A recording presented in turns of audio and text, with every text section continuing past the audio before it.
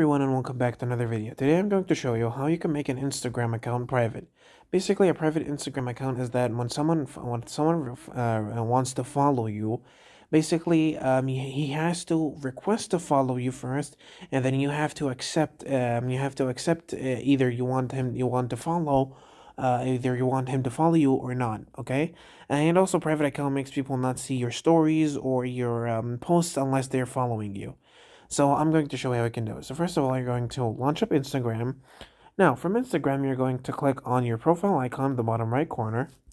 From there, you're going to click on the hamburger menu on the top right corner. And then you're going to click on settings and privacy. From there, you're going to click on account center. Okay, and from there, I'm sorry, not from account center. You're going to scroll down a little bit until you find something called account privacy. And from there, you're going to switch on private account. And as you can see, when your account is public, your profile and post can be seen by anyone or on or off Instagram, even if they don't have an Instagram account.